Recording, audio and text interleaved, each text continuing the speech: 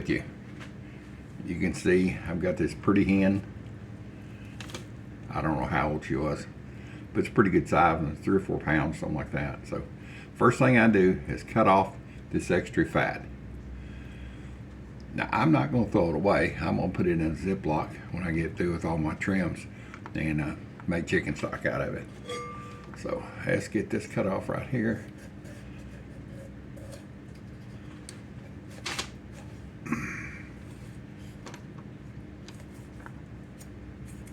Just go in the bowl.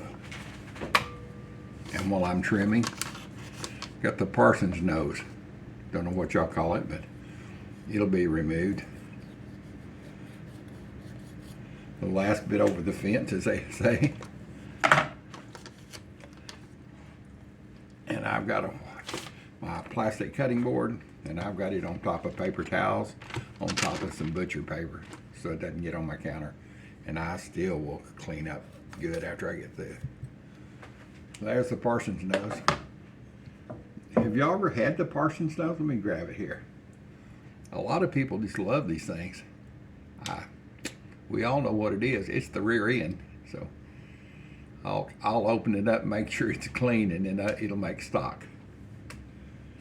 So anyway, on the back of the legs here, you'll see there's a little bit of skin. That's from the lower part of the leg. It did not make it. Did not get clean when they were cleaning this bird. And expect it for any feathers or anything like that. Here's where this chicken was, his neck was. I guess it was a headless chicken maybe. I don't know, but there ain't none in here. There's no neck in here. I done cleaned this up. So the first thing I'm gonna do, I'm gonna pull these thighs down. And there's just a line. You can kind of see that line through there. I'm gonna do them both sides. It's not hard. If I wasn't having to stop and think and talk and show y'all, I could probably already have it cut up. And back in the day, I surely would. All right, turn it over. I'm gonna break these loose. You'll hear them kind of pop. There it is right there. Just pops it out of the joint. My only restaurant experience in my life, I worked for Grandy's Chicken. Come on, there it is. So, out of Dallas, Texas, and they had places all over the country. It was really good when I first went to work for them. It changed. They sold to this person, they sold to this person. I mean, you know how it goes. So I've got these thighs and legs. Gonna cut right through here to cut that.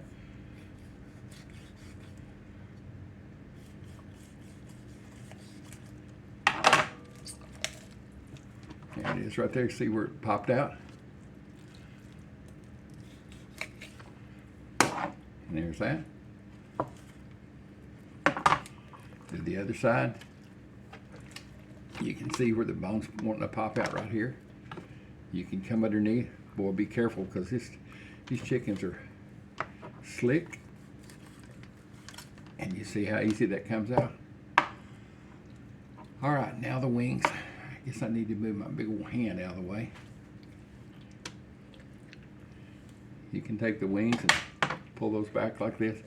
They're just attached by right in here. We're going to save all the meat on the wing as we can, but I don't want to get into the breast meat, so there's that part. How many pieces do you get when you cut up a chicken? I get a lot. I guess it depends on the size of the family. All right, let's see here.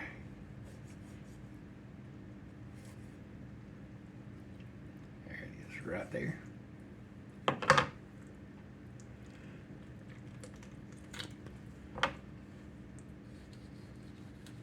If you had a lot of kids, this wingtip would be something for kids to chew on. I'm just going to take that wingtip off. I'll just do it right now.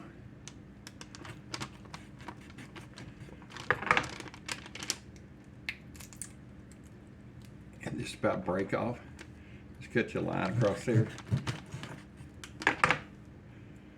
And makes wonderful stock. Get my hands dry here. I'm telling you, have a sharp knife and have your hands dry as possible. And you see it comes off.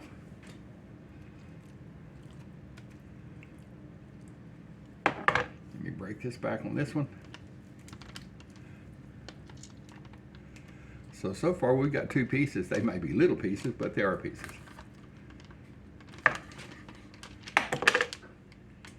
And we're going to go ahead and cut the wing up. Make the drumette and flat, as they call it. Grandy's chicken was great. They made wonderful chicken, old country style recipes. And when I went to work there, I was going to be a manager, and I was a manager. And get this cut off here to make sure I talk and do everything at the same time. And I was working in the back frying up chicken, and the one of the managers up front sent me a pan of chicken through the window. He hollered at me, "Rotate this chicken." I didn't know what that meant. No one ever said in the rule book that what rotate meant. So I brought that big pan of chicken. It was about half full. I brought it in and rotated it around and stuck it back through the window. Said, "Here you are." Well, I found out really quick when he came back that get this broke loose here. That rotating was a nice word, or nice way to say, throw this away. It had been on the line too long. And there were set procedures that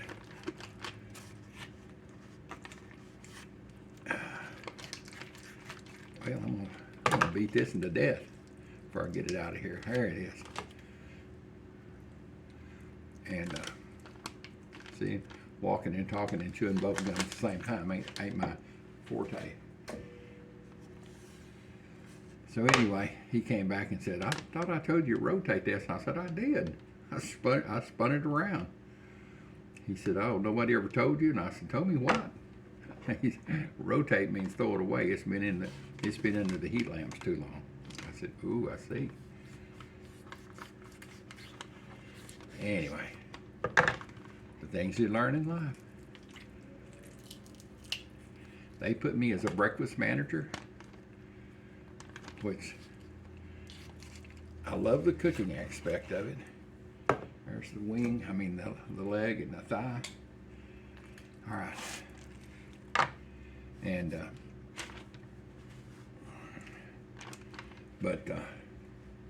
I didn't like it at 5 in the morning when my employees started calling and saying, "Hey, we can't make it in, we're sick.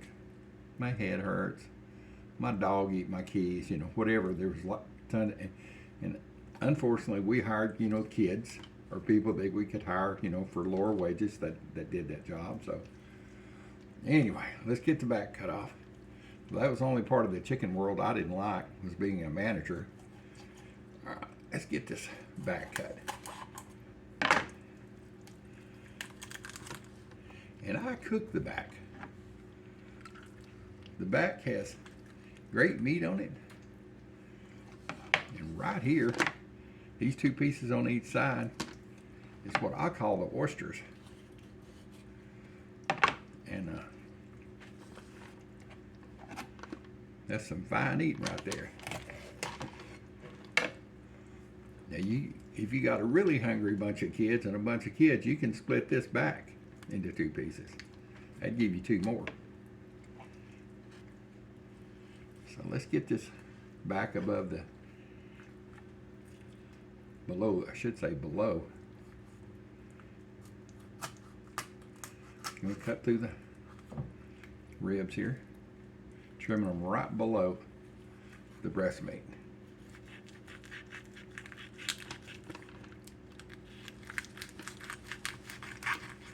All right. You can just take and pull that out. just like I did. Very little resistance. And yes, this will get cooked. There's not a lot on it, but it's good eating. I mean, it's chicken. You see, just like a steak, bone-in steak. That's where the flavor is. This piece is kind of messed up here with the ribs. That'll go in the chicken stock. I mean, as expensive as these things are, I ain't wasting nothing of it. And once I get this all cut up, it's all going to go into a under the water and get rinsed off. Then I'm going to put sweet milk, or I'm dating myself, whole milk.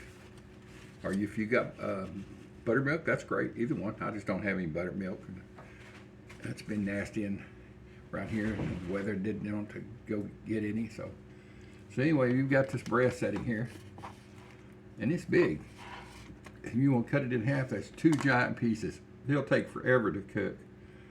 So I love the pulley bone. The pulley bone is, you can run your hand down the breast. I've gotten in trouble for that before. Right there, you can feel the end of the breastbone. And this is, I'm going to make a cross cut across here. And I'm going to get the pulley bone meat. It's a chunk that big. You very seldom see it at restaurants. I think that maybe it's where they get the nuggets from. Let me get the camera in a different position. I'm going to stand up and cut this so I can get it over with. All right, back with you. Stand up to do this so you can see me. So you can see where the Y comes up. I'm going to cut it right here.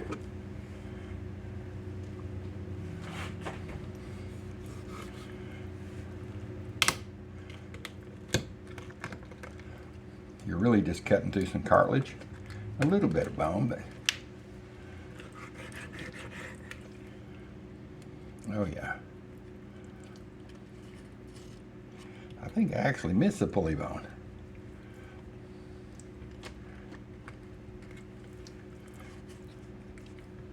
Which is just fine. Get these 2 big nuggets off of here. Pure white meat. What's wrong with that?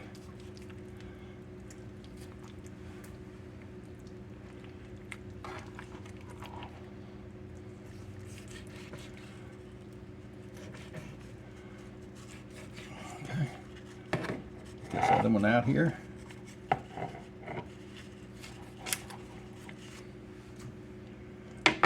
Now, I'm going to take and mash down on this. Break the back. See if I can get through this cartilage. Get my hands dry a little bit.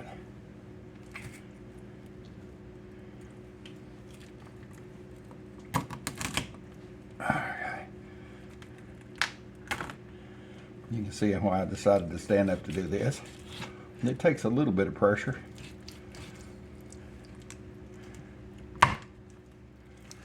There it is. Nice clean cut. And those breasts are way too big. So I'm going to take and we're going to slice these breasts in half. This way.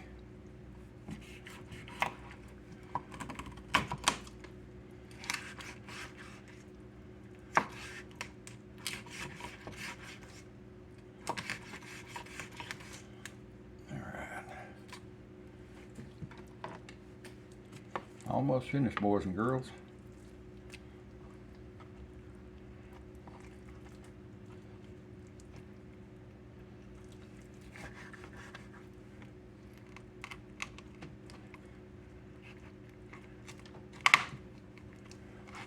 All right.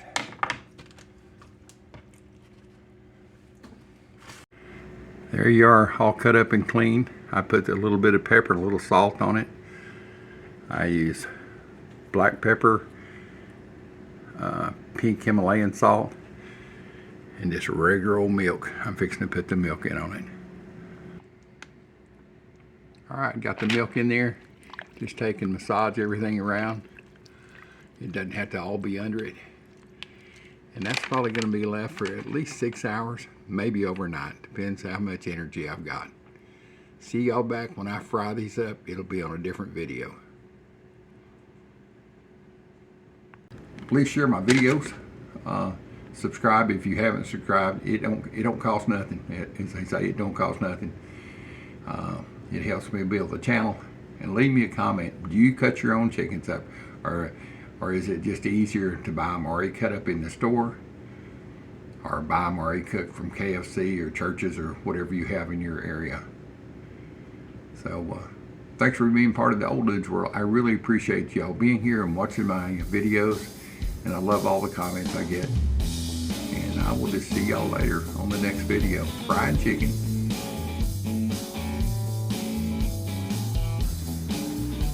There it is, boys and girls. Take the lid off here. There's some real fried chicken, some country fried. No KFC, no Church's. The Old Dudes, as my wife just said, Larry.